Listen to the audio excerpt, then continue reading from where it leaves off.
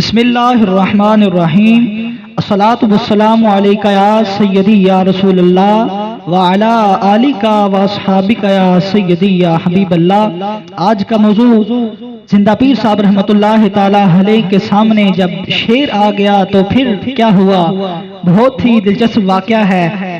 پہاڑ والی غار مبارک جسے سب سے پہلے حضور قبلہ عالم زندہ پیر صاحب رحمۃ اللہ تعالی علیہ کی خلوت گاہ کا شرف حاصل ہوا۔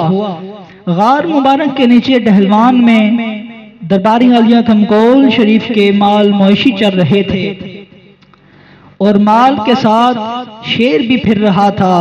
حضور قبلہ عالم زندہ پیر صاحب رحمۃ اللہ تعالی علیہ حسب معمول سارے دربار شریف کے ایریا میں قدم مبارک رکھنے کے بعد جہاں ابھی سب سے آخری حویلی ہے جس میں گائے اور بکریاں کی جگہ ہے، آپ حضور اس جگہ تشریف لے جا کر کھڑے ہو گئے۔ جتنی دیر آپ کھڑے رہے شیر ایک پتھر پر کھڑا آپ کی طرف دیکھتا رہا۔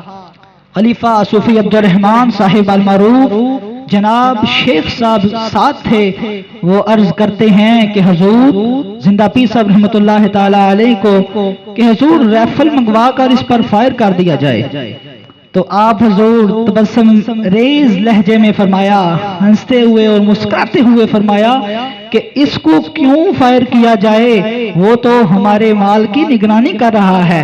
گویا اس واقعہ سے ہمیں یہ معلوم ہوا کہ درباروں پر شیر جو ہیں وہ بکریوں کو کھاتے نہیں بلکہ بکریوں کی حفاظت کیا کرتے ہیں۔ حضور قبلہ عالم کی یہ زبان سے لفظ جاری ہوا کہ وہ تو ہمارے مال کی نگرانی کر رہا ہے۔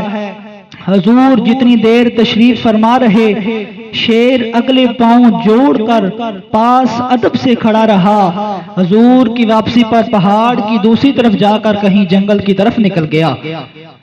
تو صوفی رب نواز صاحب اس واقعہ کو مد نظر رکھتے ہوئے کیا شعر لکھتے ہیں کہ جو ہیں مظلوم ان پر ان کی شفقت ایسی ہوتی ہے، جو ہیں مظلوم ان پر ان کی شفقت ایسی ہوتی ہے، توجہ اس کو کہتے ہیں عنایت اس کی ایسی ہوتی ہے، توجہ اس کو کہتے ہیں عنایت ایسی ہوتی ہے۔